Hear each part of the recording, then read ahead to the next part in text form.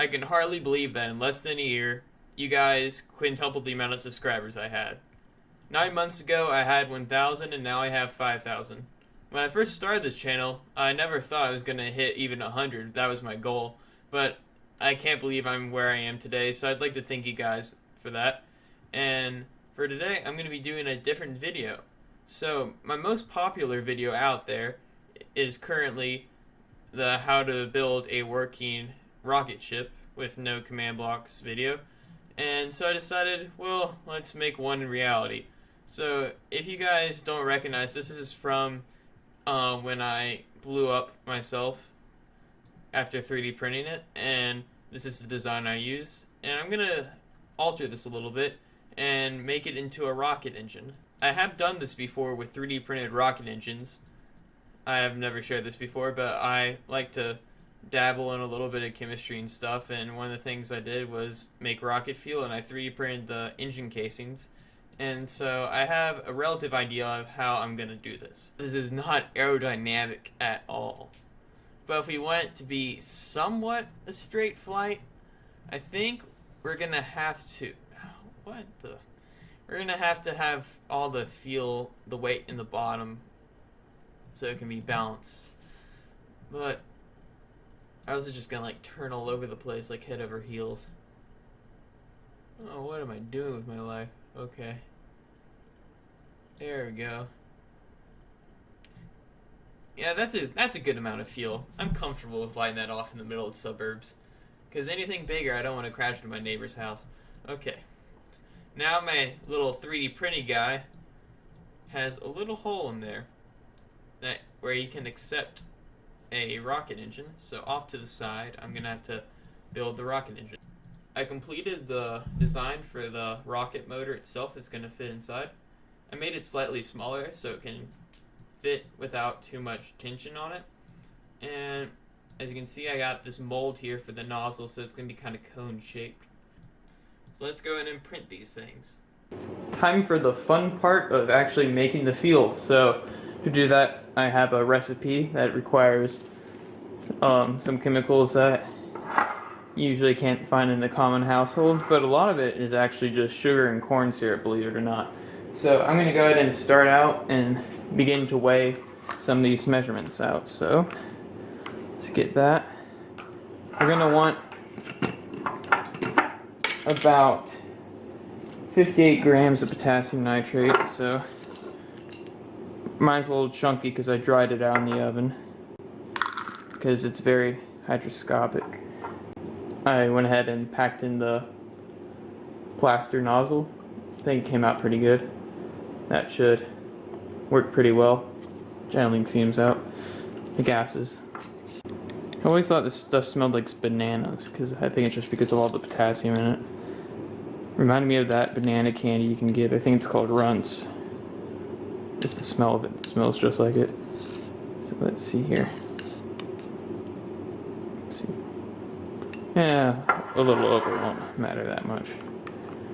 So we got all our potassium nitrate weighed out, and we gotta do this for the rest of our ingredients. So next up, we got some iron oxide.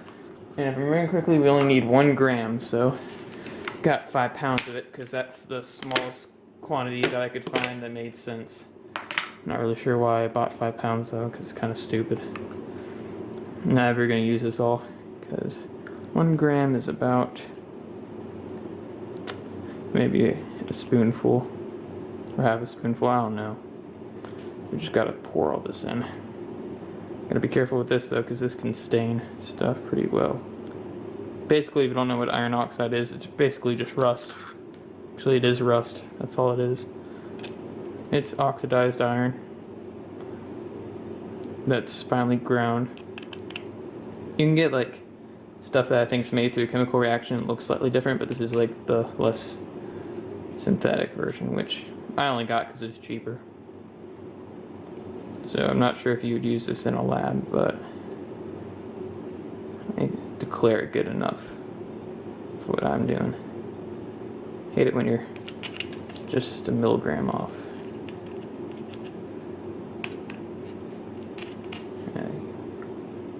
That should do it. Oh, now I'm over. Oh well, I'm not gonna worry about that. And then we gotta get some sugar. So we have two forms of sugar we're using. We're using sucrose, which is table sugar. Then we're just going to use some fructose, which is corn syrup. And I'm going to pour the corn syrup directly into the pot because that has the tendency to stick to things. And it's hard to pour out of dishware if you measure it out that way. So we're going to need about 29 grams of sugar. It's okay that this isn't finely ground because we're going to dissolve it in 30 milliliters of water. I don't know if you can hear that in the background, but you can kind of hear the 3D printer going. I'm putting a second engine casing in case this one fails. And then I'm going to go ahead and print the actual fuselage, the rocket. But it says it's going to take 14 hours, so I'm not going to be able to actually launch this today. But we can test out a little bit of fuel because this is going to be more than enough. So I got all of that weighed out. So I'm going to go and put the lead back on the iron oxide before it spills everywhere. And I'm also going to put the lead on the sugar so it doesn't get contaminated with any of the other chemicals we're using here. And I'm going to put the lid on this potassium nitrate because I don't want any moisture getting in it. Because like I said earlier, it has a tendency to really collect moisture. And now we just need to get the pot out that we're going to cook this down in. I need to add in the corn syrup, so let me go get that. So it turns out my scale can't handle the weight of this pot that I was going to use. It's 100 grams, that's the max on the scale. And the pot weighs more than that. So I'm going to have to pour it directly into this measuring cup. But the way I'm going to get it out of the measuring cup is I'm going to microwave it to make it more liquid. And then hopefully I can pour it all out. So we're going to go ahead and get 13 grams of this corn syrup.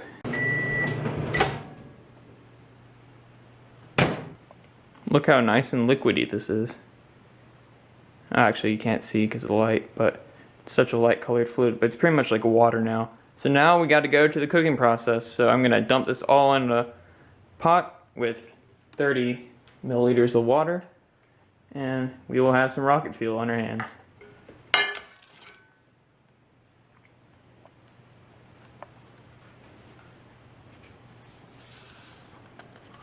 Oh, one thing to note, you're going to want to keep the iron oxide out until the very end. You add that in once you cook off all the water.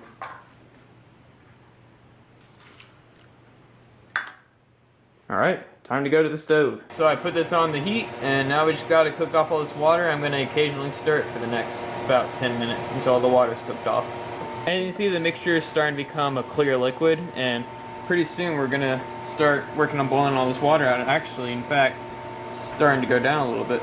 It's kind of wild to see that little bit of water dissolve that many bits of chemicals. In a matter of a little bit, I got into a nice little paste here. Just going to work on getting all the water out of it.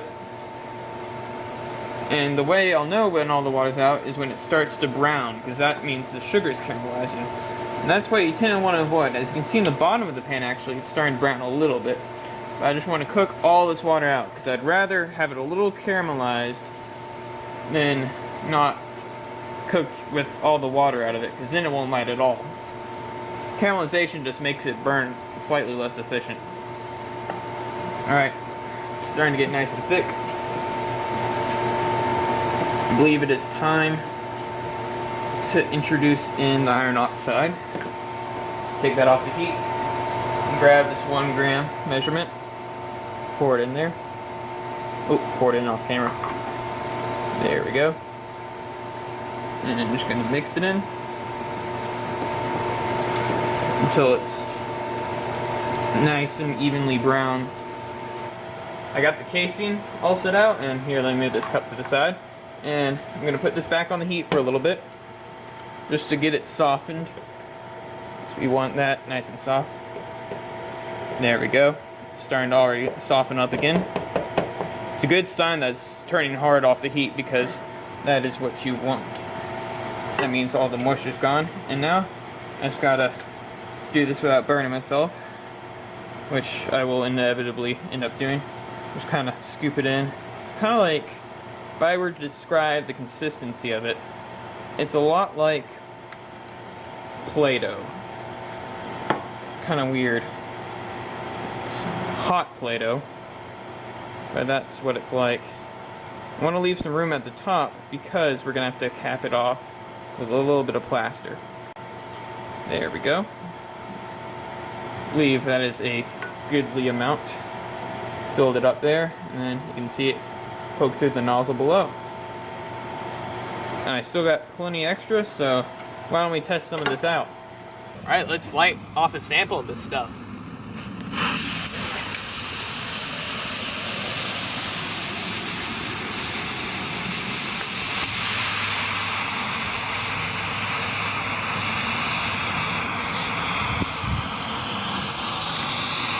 Whoa! Oh, okay. We're right in it. Bad camera judgment. Now the smoke clears, and all we have is a burnt bit. Oh, Mathews is here too, from Hello. Yeah, from Glitch Gaming. So yeah, he's my cameraman. Whoops. Hopefully nobody calls. Yeah. The police. Look at that. Everywhere. That little bit. It's all assembled and it's ready to go. Doesn't look the best, but hey. I didn't use that good of settings because I knew it was just gonna either burn up or crash or whatever. Let's light this off.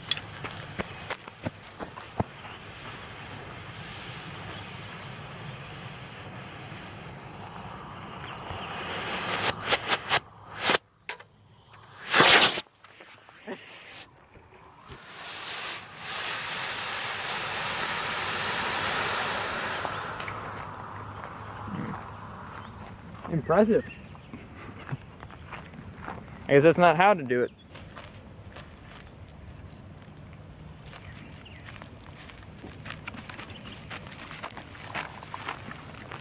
Not too bad. Burned through the motor though a little bit.